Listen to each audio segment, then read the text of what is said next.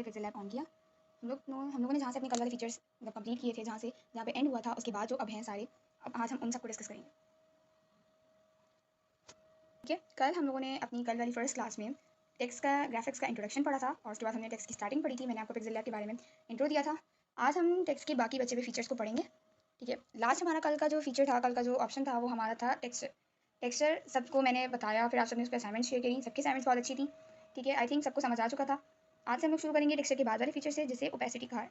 Opacity यानी कि जो है मतलब शो कितना जो है वो टेक्स्ट शो होगा, उसकी ब्राइटनेस, उसकी डार्कनेस। अगर ओपेसिटी को बिल्कुल कम कर देंगे तो टेक्स्ट गायब। मोस्टली कुछ ये ओपेसिटी जैसे वाटर मार्क्स, किसी भी चीज़ के पीछे कोई नोट्स होते हैं, कोई वीडियो होती है, लोग उसके पीछे वाटर मार्क्स देते हैं, तो वाटर मार्क्स इसी तरह होते हैं कि टेक्स्ट को जो है वो बहुत लाइट कर दिया जाता है ताकि जो है वो लाइट शो हो। बहुत सी चीज़ों पे आप लोगों ने इस तरह के वाटर मार्क्स देखे होंगे कि उनकी पिक्चर्स के पीछे लाइट वर्ड्स में जो है कुछ लिखा होता है। ठीक है, तो उसे हम नॉर्मली जो है वो ओपेसिटी कहते हैं इस ऑप्शन को। फीचर है रोटेट का। ठीक है, रोटेट तो नॉर्मली खैर सबको ही पता होगा। रोटेट मतलब किस एंगल में आपने रोटेट करना है, लेफ्ट रोटेट करना है, राइट रोटेट करना है। ठीक है, तो उसके बाद आता है हमारा mask tool. Mask tool simply एक ऐसा टूल है जिसमें आप किसी भी वर्ड्स को या किसी भी अपने सेंटेंस को जो है वो लाइट और शॉर्ट में, कुछ वर्ड्स होते हैं जैसे एड्स वगैरह के लोगोज में या पोस्ट वगैरह में, इस तरह के वर्ड्स आप लोगों ने मोस्टली देखे होंगे कि उनके हाफ वर्ड किसी और कलर के और हाफ किसी और कलर्स के होते हैं। ये मास्क टूल थोड़ा सा मुश्किल है, इसके लिए मैं आप लोगों को एक अलग क्लास भी दूंगी मास्क टूल और इसी के जैसे एक और डिज़ायर टूल। इन दो के लिए मैं आप लोग को अलग से क्लास दूंगी। अभी आप इसके बारे में ये नो हाउ देख सकते हैं। जब आप इसे ओपन करेंगे तो ये आपके पास इस तरह आएगा। Let me show you. ठीक है, आपके पास ऑन आएगा। आपने इसके जो है ये फ्रिंजेस को पकड़ कर इसे सेट करना है लाइक दिस।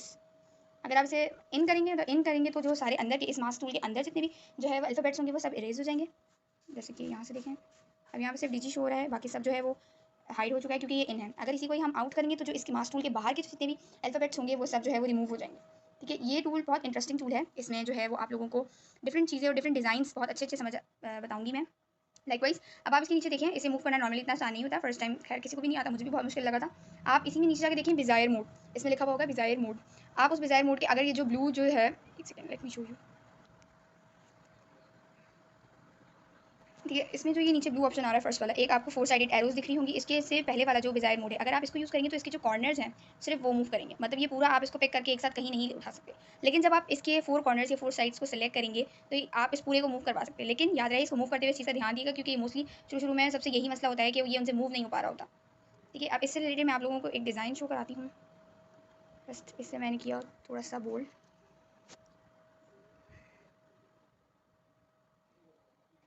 फिर मैंने इस पर अप्लाई किया मास्क टूल। मास्क टूल को मैंने उसी डिज़ायर मोड के फर्स्ट वाले उस पर रखकर इसको सेटिंग में ऑर्डर में लाई लाइक दिस। आप अपने हिसाब से इसे सेट करें, इसके लिए कोई खास कोई ऑर्डर नहीं होता, कोई डिज़ाइन नहीं होता, अपनी मर्ज़ी से इसे सेट करें आगे पीछे या जैसे मर्ज़ी। ठीक है, एक काम इससे पहले, इसको इनेबल करने से पहले इसी टेक्स्ट की एक कॉपी है। इस टेक्स्ट की इस कॉपी को लेके पहली वाली जो है उसको बिल्कुल सेंटर में, किसी भी टेक्स्ट को सेंटर में लाने के लिए, ये मैंने आपको रिलेटिव पोजीशन पढ़ाया था। रिलेटिव पोजीशन को आप सेलेक्ट करेंगे। सेंटर में जो आपको दो ऑप्शन दिख रहे हैं, साइड्स वाले नहीं, जो सेंटर में, पहले फर्स्ट वाले को क्लिक करें देन सेकंड वाले को, आपका पूरा टेक्स्ट आपके पूरे पेज के बिल्कुल सेंटर में आ जाएगा। ठीक है, अभी हम सिर्फ नीचे वाले टेक्स्ट को देख रहे हैं। फिर हम दोबारा जाएंगे मास्क टूल पे, इसको ऑन करेंगे जैसे मैंने इसको सेट किया था। देन मैं इसको थोड़ा सा सेट करूँगी।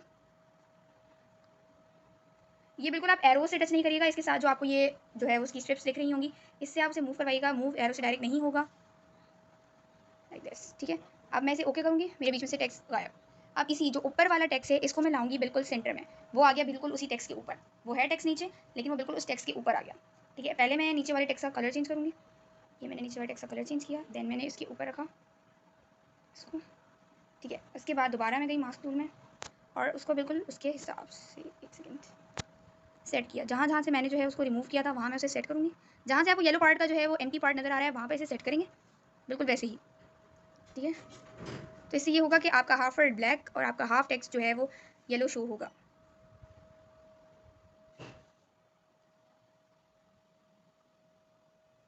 इसकी कॉपी लेते हैं नीचे वाले टेक्स्ट की, इसको इस पर रखते हैं और इसका इन आउट हुआ था तो हम इसको आउट कर देंगे और आउट करके उसका कलर भी चेंज कर देंगे। अब जैसे ये मैंने फर्स्ट वाला लिया था जिसका मैंने आपको इन करके रिमूव करके दिखाया था, इन करके रिमूव करा, इसको येलो कलर कर दिया। फिर इसकी कॉपी ली, जैसे यहाँ पे मैंने इसी येलो टेक्स्ट की जिसको हमने कट करा था उसकी कॉपी ली, इसी टेक्स्ट की ऊपर वाली कॉपी को भले ही आप रिमूव कर दें, नीचे वाले टेक्स्ट की आप कॉपी लेंगे, कॉपी का कलर चेंज करेंगे, साइज़ वगैरह किसी चीज़ से कोई वो नहीं करना, बिल्कुल सेम रखना है। इसे आउट करके इसी की तरह बिल्कुल पोजीशन पे सेट कर देंगे। थोड़ा सा इसे मूव करवाएंगे, इसके साइज़ एक दफ़ा चेक कर लें। रेड वाले का 63 और येलो वाले का भी 63। अब यहाँ पर इससे मैं इसे जो है वो होल्ड करके इसका टेक्स्ट सेट करूँगी लाइक दिस, और वो एग्जैक्ट उसकी जगह पर आ जाएगा। इस तरह फिर आप उसे, आपको अपर पार्ट में एक ये साइड, ये ऑप्शन दिख रहा होगा जिसमें मैंने आपको सर्किल किया है, ये होती है हमारी लेयर्स।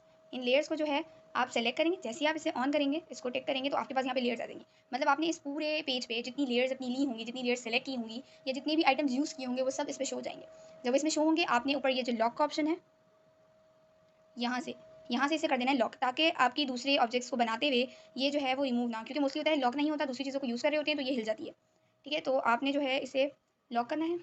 लॉक करने के बाद ऊपर ब्लू पैलेट में ही आप देखेंगे ये सेकंड ऑप्शन, कल जो हम लोगों ने देखा था उसमें जो है ये सेकंड ऑप्शन आपको दिख रहा होगा, ये फाइल टाइप का, इसे आप सेलेक्ट करेंगे।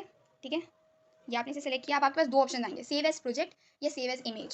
सेव एज प्रोजेक्ट में ये होता है, सेव एज प्रोजेक्ट जब आप किसी से को आप मतलब ये प्रोफेशनल लेवल पे होता है, जब आप सब ये ग्राफिक्स सीख जाएंगे, अगर जैसे मैंने कोई प्रोजेक्ट बनाया है वो मुझे आपको शेयर करना है, तो मैं इसे सेव एज प्रोजेक्ट करके आपके जो है वो प्रोफाइल पे शेयर कर दूँगी, तो वो सेव एज प्रोजेक्ट ऑप्शन इसलिए इस्तेमाल होता है। अभी आपका काम सिर्फ सेव एज इमेज से है, आप इसे सेव एज इमेज करेंगे, इसको क्लिक करेंगे, आपके पास ऑप्शन आएंगे, यहाँ पे डिफ़ॉल्ट लिखा हुआ है, यहाँ पर ये डिफ़ॉल्ट का ऑप्शन आ रहा है, आप इस डिफ़ॉल्ट को जो है वो सेलेक्ट करेंगे, और लास्ट में आपके पास आ रहा होगा अल्ट्रा।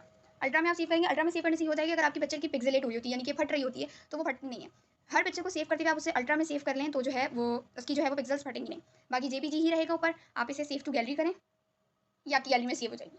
आपका आज का फर्स्ट असाइनमेंट भी यही है कि आपने जो है इस तरह मास्क का टूल यूज़ करते हुए जो है अपना नाम या डिजिटल ग्राफिक्स इस तरह का कुछ लिखना है। ठीक है, अब इसे हम कर देते हैं रिमूव। आप भले यहाँ से हमारा पेज हो गया क्लियर। फिर से हम एक टेक्स्ट लेते हैं। ये मास्क टूल बहुत आराम से, मतलब ज़रूरी नहीं है जिस तरह का मैंने यूज़ किया, जिस तरह आप जब मास्क टूल को ओपन करिए, जिस तरह वो आपके पास आ रहा है आप उसे वैसे भी यूज़ करें, लाजमी नहीं आप उसे सेट करें। फर्स्ट टाइम एक दफ़ा आप उसको करके देखें जिस तरह आपसे हो रहा है। जैसे आपने मास्क टूल ऑन किया है ना, अभी जिस तरह आपके पास जितना आ रहा है आप बस इसे डिज़ाइन मोड पे लेके जाएँ, 4 ट्रायंगल्स मिलें और बिल्कुल अपने वर्ड के बीच में ले आएँ, या इसको साइज़ में छोटा करना है। यहाँ से इसको थोड़ा सा लोअर कॉर्नर पकड़ें इसका सेंटर वाला, और इसको सेंटर में कर दें, और इन एंड आउट करके जो मैंने आपको बताया इसी की कॉपी लें और इसे इन एंड आउट करके जो है वो सेव कर दें।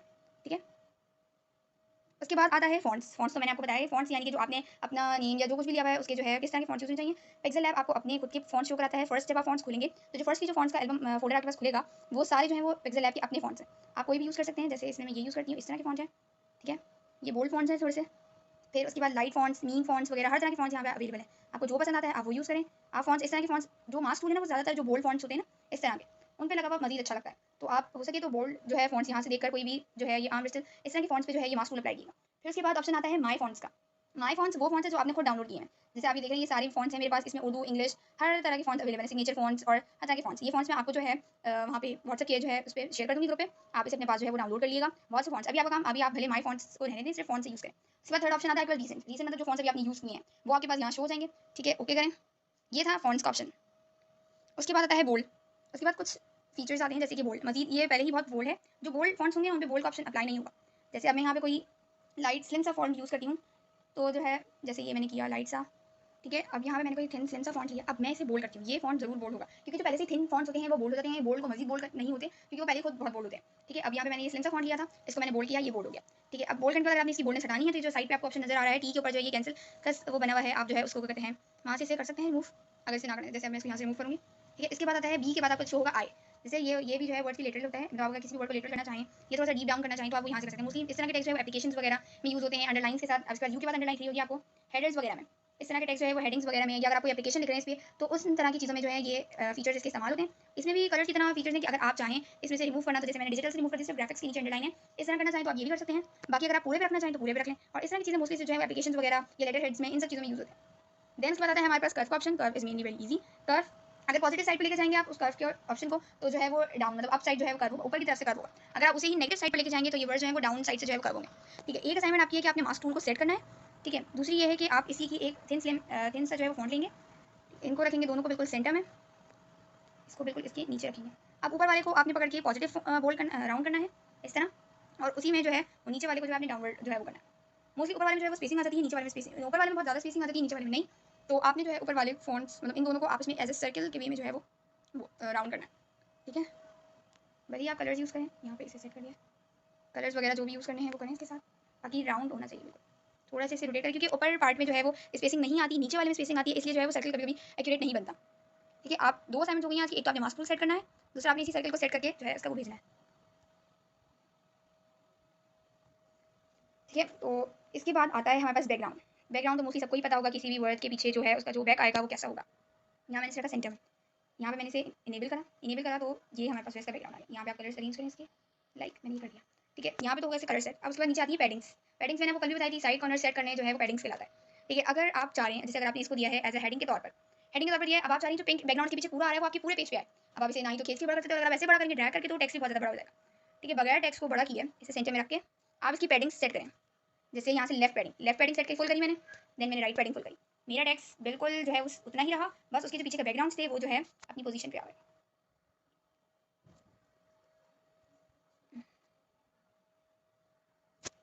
अब ये तो हो गई लेफ्ट और राइट पैडिंग, इसको मैं लाती हूँ बिल्कुल सेंटर में। अगर थोड़ा सा बॉटम पैडिंग और जो है टॉप पैडिंग को भी हम सेट करना चाहें, 65 पे ही रखते हैं। ठीक है, ये आ गया आपका टेक्स्ट बिल्कुल एक उसके सेंटर। मोस्टली होता है कि लोग इसके पीछे शेप लगा लेते हैं, मतलब वर्ड्स को जो है उसको अपनी जगह पे ही रहने देते हैं अल्फाबेट्स को, लेकिन पीछे जो है वो उसकी शेप लगा लेते हैं। लाजमी नहीं शेप यूज़ किया जाए, क्योंकि शेप के साथ भी हो सकता है, जैसे मैं आपको ये दिखाती हूँ। ठीक है, यहाँ मैंने ये ली एक शेप, इसको मैंने करा स्लिम, थोड़ा सा कलर मैंने इसको कर दिया रेड। देखिए अब मैंने इसे लिया, हम यहाँ पे कैसे देखेंगे डिजिटल इसकी कॉपी ली और इसकी जो है वो मैं पैडिंग्स ऑफ कर देती हूँ सारी। ठीक है, मैंने इसकी सारी पैडिंग्स ऑफ कर दी। उसके बाद भी यहाँ से लेंगे न्यू टेक्स्ट पे जाके यहाँ पे आप लिखा डिजिटल ग्राफिक्स लिखा। अब यहाँ पे मैंने शेप को उसी पोजीशन पे रहने दिया और इसको इसके हिसाब से सेट कर दिया। मतलब इसमें बहुत ज़्यादा टाइम टेकिंग है, मतलब ज़्यादा टाइम लगेगा। शेप लेंगे, टेक्स्ट लेंगे, इससे बेहतर है कि आप एक टेक्स्ट लें, उसके बैकग्राउंड में जाएँ और उसकी जो है वो पैडिंग्स को सेट करें। ठीक है, पैडिंग्स को सेट करेंगे तो जो है नीचे वाले ऊपर वाले में फ़र्क तो खैर कोई नहीं आएगा, लेकिन जो है नीचे वाला जो है वो थोड़ा सा टाइम टेकिंग है, ऊपर वाला जो है वो नॉर्मल मतलब आसानी से हो जाएगा। ठीक है, इसे हम कर देते हैं डिलीट।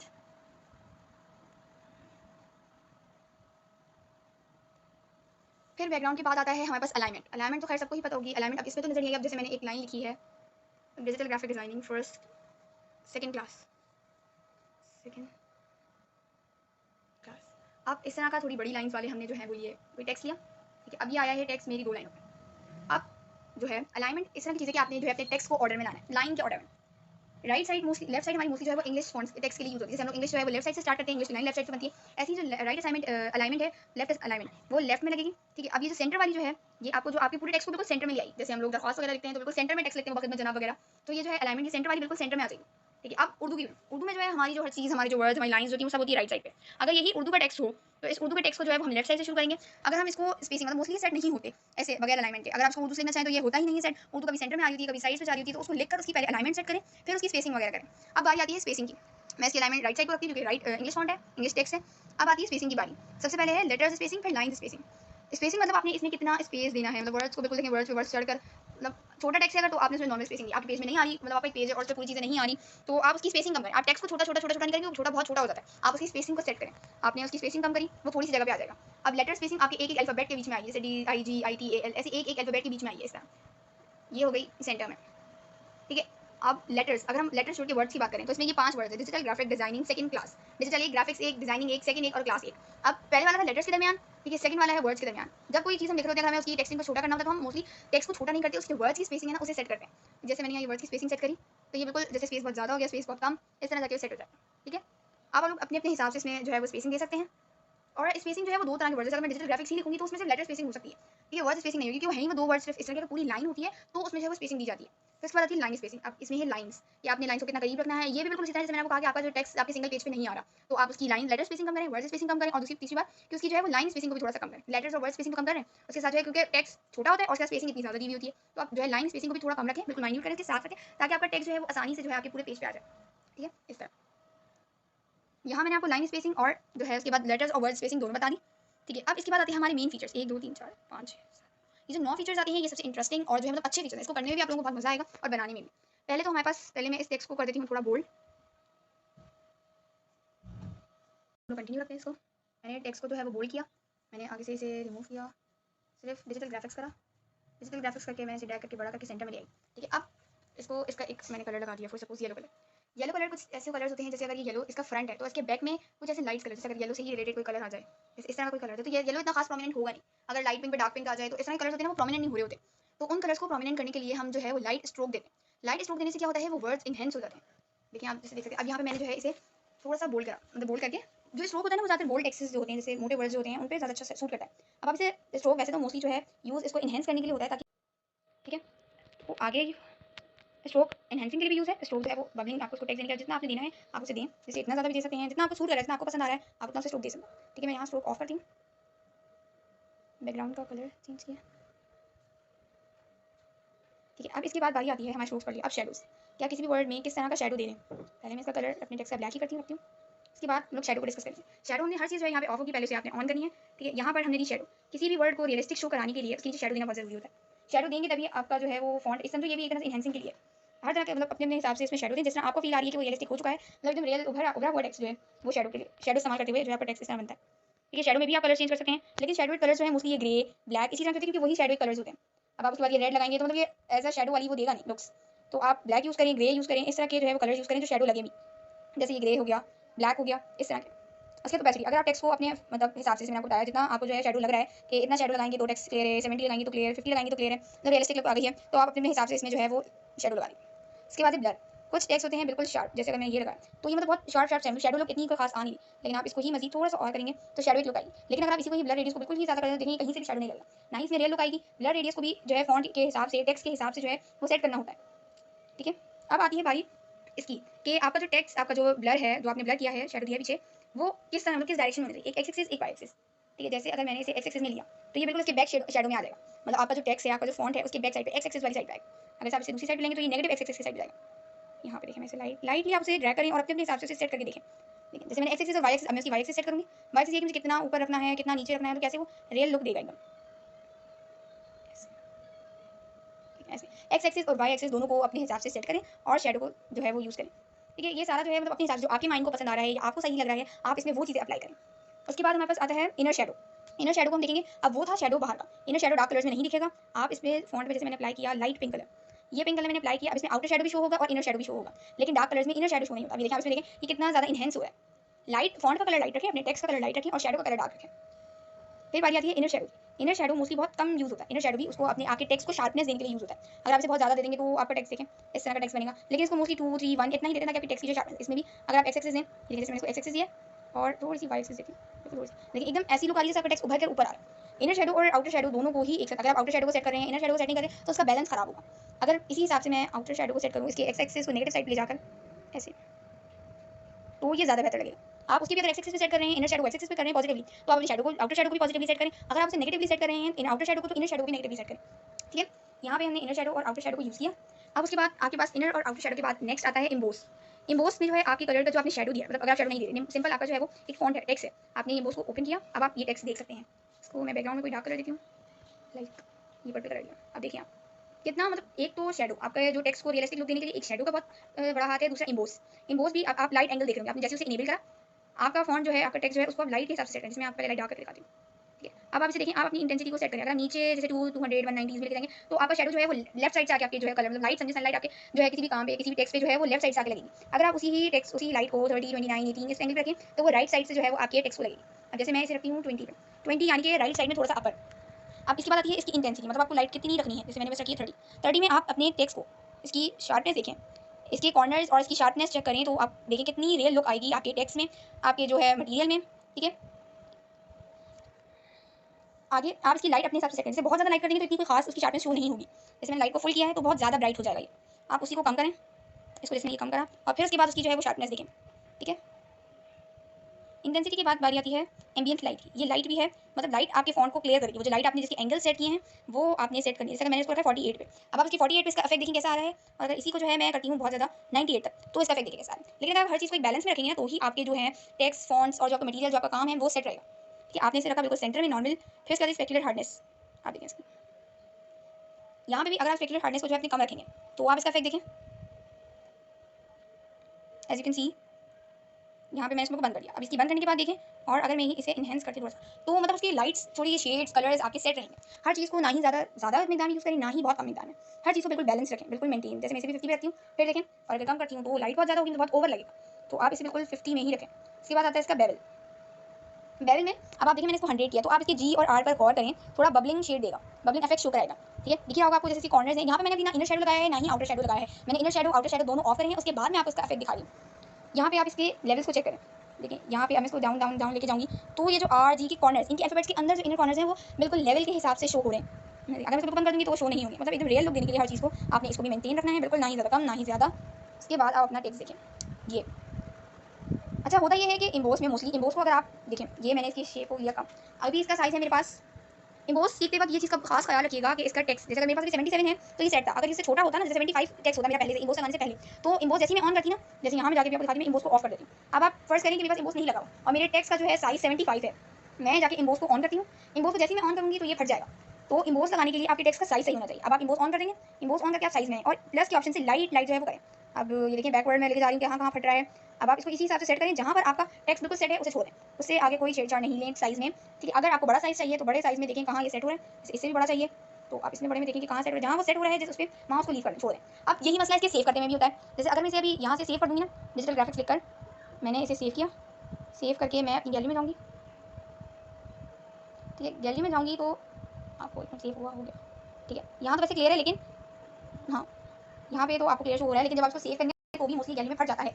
जैसे भी मैंने आपको दिखाया था, ये फ़ॉन्ट फट जाता है कभी कभी इत्तेफाकन, अगर लक पे हो तो ही ये सेव होता है, वरना स्टार्टिंग में ये मेरे तकरीबन सभी अनसेव रहते थे और जब सेव में इसको गैलरी में देखती थी पूरा डिजाइन बनाने के बाद तो ये इस तरह का सेव होता था, ठीक है। इसका भी कोई सोल्यूशन है, इसका सोल्यूशन ये है, इसके दो सोल्यूशन है। पहला सोल्यूशन तो ये आप स्क्रीनशॉट ले लें, इसलिए इसको ऐसे लेने दें और इसका स्क्रीनशॉट लेकर जो है आप वैसे जैसे मेरा सेव हो गया है, अगर आप हर चीज़ को बैलेंस रखकर उसे सेव करेंगे तो जैसे मेरा सेव हुआ आपका भी ऐसे सेव हो जाएगा, ठीक है। आज की क्लास में आपकी दो असाइनमेंट्स जो है वो ये है कि एक तो आपने इसका मास्क टूल सेट करना है, इसमें नहीं, इससे पहले टेक्स्ट पे जैसे मैंने आपको शो कराया था मास्क टूल कि आपने इसकी एरो सेट करनी है। मैं दोबारा आपको एक दफ़ा उसकी रिव्यू दे देती हूँ और फिर उसको सेलेक्ट किया। किसी भी एरो को सेलेक्ट करने से पहले ये नहीं कि बस एरो को मूव करें, आप पहले उस ऑप्शन को सेलेक्ट करें। जैसे मैंने ऊपर वाली एरो को जो है वो किया है, इसमें जूम करके एरो को मैंने ऊपर वाली सेलेक्ट किया है तो उसकी लाइन शो हो रही है। जैसे नीचे वाली को सेलेक्ट करूँगी, ये देखिए नीचे वाली ऊपर वाली लाइन रिमूव करेंगे, नीचे वाली लाइन शो होंगी, ठीक है। आप उसको फिर सेट करें थोड़ा सा, अब जैसा है ना इसको ज़्यादा मूव ना कराएं, बस डिजाइन टूल से थोड़ा सा इसको ऊपर कर दें, ठीक है। ओके करें, इसी की एक कॉपी लें, कॉपी का कर दें कलर चेंज, येलो का। उसके बाद दोबारा इसको करें, हाँ जो मैंने किया पहले इसको नीचे लिया, मास्क टूल से ओपन होने से पहले उसको नीचे लिया है, बिल्कुल डिजिटल के ऊपर रखें, बिल्कुल नीचे वाला शो ना हो, बिल्कुल आप उसके ऊपर रखेंगे और मास्क टूल में जाके इन हुआ होगा तो उसको आउट कर देंगे और ये बन जाएगा आपका एक टेक्स्ट। आगे जो मैं आप लोगों को लोगोस वगैरह सिखाऊंगी उसमें इस तरह की मास्क टूल है, इसका बहुत ज़्यादा यूज़ है। इसकी जैसे ही डिजाइन टूल है वो भी बहुत इंटरेस्टिंग टूल है। आगे फर्दर क्लासेस में जो हमारी आगे क्लासेस होंगी उनसे मैं आपको बिल्कुल प्रोफेशनली ये मास्क टूल और डिजाइन टूल सिखाना सिखाऊंगी। ये दो इस पिक्सेल लैब सबसे मुश्किल टूल्स होते हैं, जिनको समझ आते हैं तो बहुत आसान है, लेकिन जब तक समझ आएंगे तब तक बहुत ज़्यादा मुश्किल है। मैंने आपको बहुत ईजी करके एक्सप्लेन किया है तो आप इसे देखें, ठीक है।